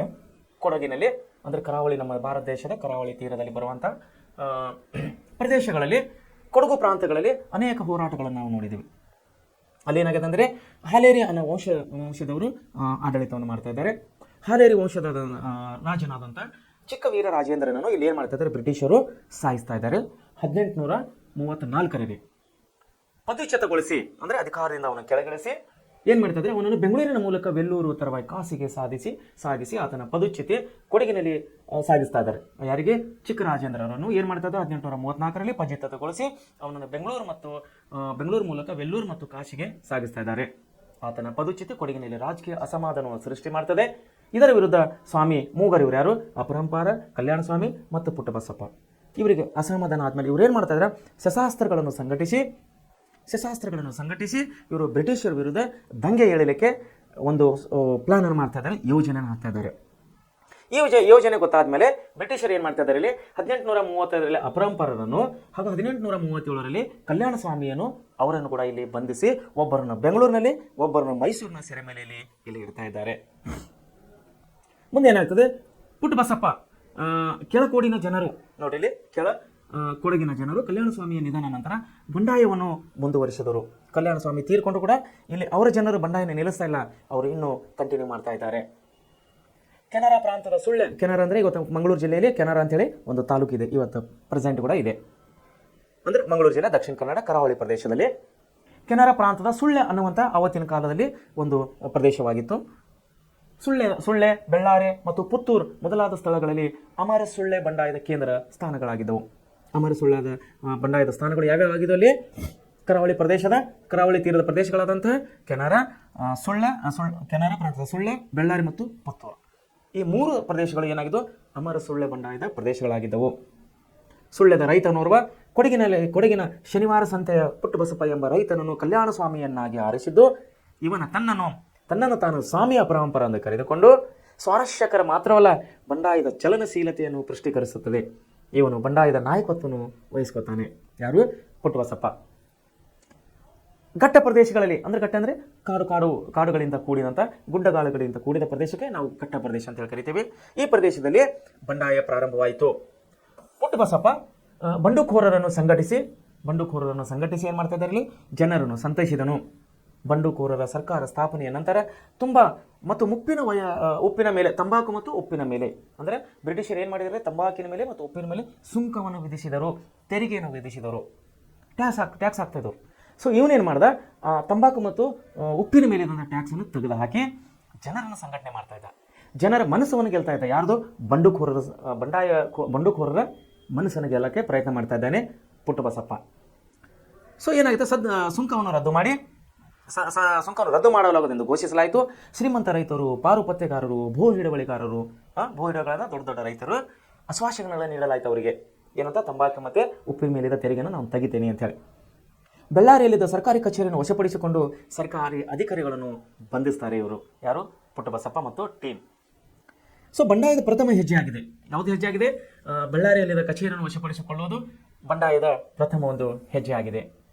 ಸುಳ್ಳೆ ಮತ್ತು ಆಸುಪಾಸಿನ ಸಾಮಾನ್ಯ ಜನರಿಗೆ ಕಿರುಕುಳ ನೀಡುತ್ತಿದ್ದ ಅಮಲ್ದಾರನೋರ್ವನ ಹತ್ಯೆ ಪುಟ್ಟಬಸಪ್ಪನ ಜನಪ್ರಿಯತೆಯನ್ನು ಹೆಚ್ಚಿಸಿತು. ನೋಡ್ರಿ ಇಲ್ಲಿ, ಜನಸಾಮಾನ್ಯರಿಗೆ ತೊಂದರೆ ಕೊಡುತ್ತಿದ್ದಂಥ ಅಮಲ್ದಾರನಾದಂಥ ಯಾರೋ, ಅವನ ಹೆಸರೇನು? ಅಮಲ್ದಾರನೊಬ್ಬನನ್ನು ಹತ್ಯೆ ಮಾಡ್ತಾರೆ. ಬ್ರಿಟಿಷ್ ಅಧಿಕಾರಿಯಾದಂಥ ಅಮಲ್ದಾರನವರು ಇವರು ಹತ್ಯೆ ಮಾಡ್ತಾರೆ ಪುಟ್ಟಬಸಪ್ಪನ ನೇತೃತ್ವದಲ್ಲಿ. ಆವಾಗ ಪುಟ್ಟಬಸಪ್ಪನ ಹೆಸರು ತುಂಬ ಖ್ಯಾತಿಗೆ ಬರ್ತದೆ, ಫೇಮಸ್ ಆಗ್ತಾನೆ ನಾವು. ಮುಂದೆ ಇದರಿಂದಾಗಿ ಬಂಡಾಯ ವ್ಯಾಪಕ ಪ್ರಚಾರ ಮತ್ತು ಬೆಂಬಲವನ್ನು ಪಡ್ಕೊಳ್ತಾ ಇದೆ. ಇಲ್ಲಿ ವ್ಯಾಪಕ ಪ್ರಚಾರ ಆಗ್ತದೆ ಮತ್ತು ಬಂಡಾಯನ ಇಲ್ಲಿ ಪ್ರಚಾರ ಕೂಡ ಆಗ್ತಾ ಇದೆ. ಹೋರಾಟಗಾರರು ಪುತ್ತೂರಿನಲ್ಲಿ ಬ್ರಿಟಿಷ್ ಸೈನ್ಯವನ್ನು ಎದುರಿಸಿದರು. ನೋಡಿ, ಹೋರಾಟಗಾರರು ಪುತ್ತೂರಿನಲ್ಲಿ ಬ್ರಿಟಿಷರ ಸೈನ್ಯವನ್ನೇ ಎದುರಿಸುವಂಥ ಒಂದು ಸಂಘಟನೆ ಇವರ ಹತ್ರ ಬಂದುಬಿಟ್ಟಿದೆ. ಇವರ ಉದ್ದೇಶ ಮಂಗಳೂರನ್ನು ವಶಪಡಿಸಿಕೊಳ್ಳೋದಾಗಿತ್ತು. ನೋಡಿ, ಇವರ ಉದ್ದೇಶ ಏನಾಗಿತ್ತು? ಮಂಗಳೂರು ವಶಪಡಿಸಿಕೊಳ್ಳಬಹುದಾಗಿದ್ದರಿಂದ ಬ್ರಿಟಿಷರು ಮಂಗಳೂರನ್ನು ರಕ್ಷಿಸುವ ಪ್ರಯತ್ನದಲ್ಲಿ ತಮ್ಮನ್ನು ತೊಡಗಿಸಿದರು. ಅವ್ರಿಗೆ ಗೊತ್ತಾಯ್ತು ಮಂಗಳೂರನ್ನು ಅಟ್ಯಾಕ್ ಮಾಡ್ತಿದ್ದಾರೆ, ಆಕ್ರಮಣ ಮಾಡಕ್ಕೆ ಇವರು ಬರ್ತಾ ಇದ್ದಾರೆ ಬಂಡುಕೋರರು ಅಂದಮೇಲೆ ಬ್ರಿಟಿಷರು ಏನು ಮಾಡಿದ್ರು? ಮಂಗಳೂರು ರಕ್ಷಣೆಯಲ್ಲಿ ತೊಡಗಿದರು. ಇವರು ಪ್ಲಾನ್ ಕೂಡ ಮಂಗಳೂರು ವಶಪಡಿಸಿಕೊಳ್ಳೋದೇ ಆಗಿತ್ತು. ಪುತ್ತೂರಿನಿಂದ ಮಂಗಳೂರಿನ ಕಡೆಗೆ ತೆರಳುತ್ತಿದ್ದ ಅವರು ಪಾಣೆ, ಮಂಗಳೂರು ಮತ್ತು ಬಂಟ್ವಾಳದಲ್ಲಿ ಕಾರ್ಯಾಚರಣೆಗಳನ್ನು ನಡೆಸಿದರು. ಬಂಟ್ವಾಳದ ಜೈಲು ಮತ್ತು ಖಜಾನೆ ಲೂಟಿಗೈಯಲ್ಪಟ್ಟವು. ಆವಾಗ ಬಂಟ್ವಾಳ ಮತ್ತು ಯಾವುದೋ ಇನ್ನೊಂದು ಪಾಣೆ, ಮಂಗಳೂರು ಯಾರ ಒಂದು ಅಧೀನದಲ್ಲಿದ್ದು? ಬ್ರಿಟಿಷರ ಅಧೀನದಲ್ಲಿದ್ದು. ಇವೆಲ್ಲ ನಮಗೆ ಬಂಡುಕೋರು ಏನು ಮಾಡ್ತಾರೆ? ಅದರ ಮೇಲೆ ಆಕ್ರಮಣ ಮಾಡಿ ಅಲ್ಲಿದ್ದಂಥ ಖಜಾನೆ ಎಲ್ಲನೆಲ್ಲ, ಹಣ, ಸಂಪತ್ತು, ಬಂಗಾರ, ಬೆಳ್ಳಿ ಎಲ್ಲವನ್ನು ದೋಚಿಸ್ಕೊಂಡು ಬಿಡ್ತಾರೆ. ಇದನ್ನು ಹತ್ತಿಕ್ಕಲು ಬ್ರಿಟಿಷರು ನೋಡ್ರಿ ಸುಮ್ಮನೆ ಇರ್ತಾರೆ. ಬ್ರಿಟಿಷರು ಇಷ್ಟೊತ್ತನ ಸುಮ್ಮನೆ ಅದಾರ. ಅವರು ಯಾರನ್ನು ಬಿಟ್ಟಿಲ್ಲ. ಅವರು ಯಾರಿಗೆ ಯಾವ ರೀತಿ ಮಟ್ಟ ಹಾಕಬೇಕು ಅಂಥ ಒಂದು ಯೋಜನೆಗಳ ಮೂಲಕವಾಗಿ ಬ್ರಿಟಿಷರು ತಮ್ಮ ಎದುರಾಳಿಗಳನ್ನು ಕಟ್ಟಿ ಹಾಕ್ತಾ ಬರ್ತಾ ಇದ್ದಾರೆ. ಇಲ್ಲಿ ಇದನ್ನು ಹತ್ತಿಕ್ಕಲು ಬ್ರಿಟಿಷರು ಏನು ಮಾಡ್ತಾ ಇದ್ದಾರೆ? ಕಣ್ಣಾನೂರು, ತಲ್ಲಿಚೇರಿ ಮತ್ತು ಬಾಂಬೆಯ ಸೈನ್ಯವನ್ನು ಅಪೇಕ್ಷಿಸಿದರು. ಬಾಂಬೆ ಗವರ್ನರ್ ಜೊತೆಲಿ ಮಾತಾಡಿ, ನಮಗೆ ಸ್ವಲ್ಪ ಸೈನ್ಯ ಕಳಿಸ್ರಪ್ಪ, ಇಲ್ಲಿ ಪುಟ್ಟಬಸಪ್ಪ ಇದ್ದಾನೆ, ನಮ್ಮನ್ನು ತುಂಬ ಕಾಡ್ತಾ ಇದ್ದಾನೆ, ನಮ್ಮ ಅಧಿಕಾರ ಅಭಿವೃದ್ಧಿಗೆ, ನಮ್ಮ ವ್ಯಾಪಾರಕ್ಕೆ ತುಂಬ ತೊಂದರೆ ಕೊಡ್ತಾ ಇದ್ದಾನೆ, ಸ್ವಲ್ಪ ಸೈನ್ಯ ಕಳಿಸ್ರಿ, ನಾವು ಇವರನ್ನು ಸದೆ ಬಡಿಬೇಕಂತ ಹೇಳಿ ಬಾಂಬೆ ಮತ್ತು ತಲೀಚೇರಿ ಮತ್ತು ಕಣ್ಣಾನೂರ ಸೈನ್ಯವನ್ನು ಇವರು ಕೇಳ್ಕೊತಾರೆ. ಯಾರು? ಬ್ರಿಟಿಷರು. ಇದನ್ನು ಅರಿತ ಪುಟ್ಟಬಸಪ್ಪ, ಇದು ಗೊತ್ತಾಯ್ತು, ಈ ವಿಷಯ ಪುಟ್ಟಬಸಪ್ಪಗೆ ಗೊತ್ತಾಯಿತು ಮತ್ತು ಆತನ ಸಂಗಡರು ಸುಳ್ಳಕ್ಕೆ ಮತ್ತೆ ಪಲಾಯನ ಮಾಡಿದರು. ಬ್ರಿಟಿಷ್ ಸೈನ್ಯ ಕೊಡಗಿನಲ್ಲಿ ಸ್ಥಳೀಯರ ಸಹಕಾರದಿಂದ ಆತನನ್ನು ಮತ್ತು ಆತನ ಸಹಚರನನ್ನು ಸೆರೆ ಹಿಡಿತಾರೆ. ಇಲ್ಲಿ ಯಾರಿಗೆ? ಪುಟ್ಟಬಸಪ್ಪ ಮತ್ತು ಆತನ ಸಹಚರನನ್ನು. ಸೆರೆ ಸಿಕ್ಕ ಪುಟ್ಟಬಸಪ್ಪ, ಲಕ್ಕಪ್ಪ, ಬಂಗಾರಸ, ಕೆದಂಬಾಡಿ, ರಾಮಯ್ಯಗೌಡ ಮತ್ತು ಗುಡ್ಡೆಮನೆ ಅಪ್ಪಯ್ಯ ಇವರೆಲ್ಲರನ್ನು ಗಲ್ಲಿಗೇರಿಸ್ತಾರೆ ಬ್ರಿಟಿಷರು. ದಂಗೆ ವಿಫಲವಾದರೂ ಕೂಡ ಸಮಕಾಲೀನವಾಗಿ ಪ್ರಾಮುಖ್ಯತೆಯನ್ನು ಹೊಂದಿತ್ತು. ಆವತ್ತಿನ ಸಮಯಕ್ಕೆ ಈ ಒಂದು ದಂಗೆ ಏನಾಗಿತ್ತಲ್ಲ, ತುಂಬ ಪ್ರಾಮುಖ್ಯತೆಯನ್ನು ಪಡೆದಿತ್ತು. ಅದು ಬ್ರಿಟಿಷರ ವಿರೋಧಿಯಾಗಿತ್ತು ಎಂದು ಹೇಳಬಹುದಾಗಿದೆ. ಸೊ ಇಲ್ಲಿವರೆಗೆ ನಾವು ಈಗ 3 ಪ್ರಮುಖ ವಿಷಯಗಳನ್ನ ಬಗ್ಗೆ ನಾವು ಅಭ್ಯಾಸ ಮಾಡಿದ್ದೀವಿ. ಒಂದು ಕಿತ್ತೂರಾಣಿ ಚೆನ್ನಮ್ಮ, ಕಿತ್ತೂರಿನ ಬಂಡಾಯ, ಆಮೇಲೆ ಸಂಗೊಳ್ಳಿ ರಾಯಣ್ಣ, ಕಿತ್ತೂರಾಣಿ ಚೆನ್ನಮ್ಮ ಮತ್ತು ಅಮರಸುಳ್ಳ ಬಂಡಾಯ ಅನ್ನುವಂಥ 3 ವಿಷಯಗಳ ಬಗ್ಗೆ ನಾವು ಇಲ್ಲಿ ನೋಡ್ತಾ ಇದ್ದೀವಿ. 3 ವಿಷಯಗಳ ಬಗ್ಗೆ ಅಭ್ಯಾಸ ಮಾಡಿದ್ದೀವಿ. ಕಿತ್ತೂರಿನ ಬಂಡಾಯದಲ್ಲಿ ನಾವು 2 ಪ್ರಮುಖರನ್ನು ನಾವು ಅಭ್ಯಾಸ ಮಾಡಿದ್ದೀವಿ. ಒಂದು ಕಿತ್ತೂರಾಣಿ ಚೆನ್ನಮ್ಮನ ಬಗ್ಗೆ ಮತ್ತು ಸಂಗೊಳ್ಳಿ ರಾಯಣ್ಣನ ಬಗ್ಗೆ. ಹಾಗೂ ಅಮರಸುಳ್ಯದಲ್ಲಿ ಬಂಡಾಯದ ಬಗ್ಗೆ ನಾವು ಬಂದಾಗ ಇಲ್ಲಿ 3 ಪ್ರಮುಖರನ್ನು ನಾವು ಕಾಣ್ತಾ ಇದ್ದೇವೆ. ಒಂದು ಅಪರಾಂಪರ ಅನ್ನೋರನ್ನು, ಎರಡನೇದು ಕಲ್ಯಾಣ ಸ್ವಾಮಿಯವರು, ಇನ್ನೊಂದು ಪುಟ್ಟಬಸಪ್ಪನನ್ನು. ಈ 3 ಇಲ್ಲಿ ಶೌರ್ಯ, ಅವರ ಒಂದು ಅಭಿಮಾನ ಗುಣ, ಅವರ ಒಂದು ಧೈರ್ಯ ಗುಣ ನಾವು ನೋಡ್ತಾ ಇದ್ದೀವಿ. ಸೊ ಆತ್ಮೀಯ ವಿದ್ಯಾರ್ಥಿಗಳೇ, ಈ 3 ವಿಷಯಗಳು ಅಂದರೆ ಕಿತ್ತೂರಾಣಿ ಚೆನ್ನಮ್ಮ ಮತ್ತು ಸಂಗೊಳ್ಳಿ ರಾಯಣ್ಣ ಮತ್ತು ಅಮರಸುಳ್ಳದ ಬಂಡಾಯ, ಅದರಲ್ಲಿ ಈ 3 ವಿಷಯಗಳು ತಾವು ನೆನಪಿನಲ್ಲಿಟ್ಟುಕೊಡ್ಬೇಕಂತೇಳಿ ನಾನು ಕೇಳ್ಕೊತಾ ಇದ್ದೇನೆ. ಸೊ ಇಲ್ಲಿಗೆ ಈ ವಿಷಯವನ್ನು ನಿಲ್ಲಿಸ್ತಾ ಇದ್ದೀನಿ. ನಾಳೆ ನಾವು ಸುರಪುರ ದಂಗೆ ಅನ್ನುವಂಥ ವಿಷಯ ಬಗ್ಗೆ ನಾವು ನಾಳೆ ಓದೋರಾಗಿದ್ದೇವೆ. ಇವತ್ತಿಗೆ ಹೇಳಿದಂಥ ಈ ಎಲ್ಲ ಪಾಠಗಳು ತಾವೆಲ್ಲರೂ ಒಳ್ಳೆ ರೀತಿಯಲ್ಲಿ ನೆನಪಿಟ್ಟುಕೊಂಡು ತಮ್ಮ ಜೀವನ ಮತ್ತು ತಮ್ಮ ಮುಂದಿನ ಅಭ್ಯಾಸಕ್ಕೆ ನಿಮಗೆ ತುಂಬ ಅನುಕೂಲ ಆಗ್ತದೆ ಅಂತೇಳಿ ನಾನು ಇನ್ನೊಂದು ಸಾರಿ ನಮಗೆ ಹೇಳಕ್ಕೆ ಇಷ್ಟಪಡ್ತಾ ಇದ್ದೇನೆ. ಸೊ ಆತ್ಮೀಯ ವಿದ್ಯಾರ್ಥಿಗಳೇ, ತಾವೆಲ್ಲ ಒಳ್ಳೆಯ ರೀತಿಯಿಂದ ಅಭ್ಯಾಸ ಮಾಡಬೇಕಂತೇಳಿ ವೈಯಕ್ತಿಕವಾಗಿ ಶಿವಕುಮಾರ್ ಸುರೇಶ್ ವೈಯಕ್ತಿಕವಾಗಿ ಹಾಗೂ ನಮ್ಮ ಪ್ರಿಸಿಯೆಂಟ್ ಸಂಸ್ಥೆ ಪರವಾಗಿ ನಾನು ನಿಮ್ಮನ್ನು ಕೇಳ್ಕೊತಾ ಇದ್ದೇನೆ. ತುಂಬ ಧನ್ಯವಾದಗಳು.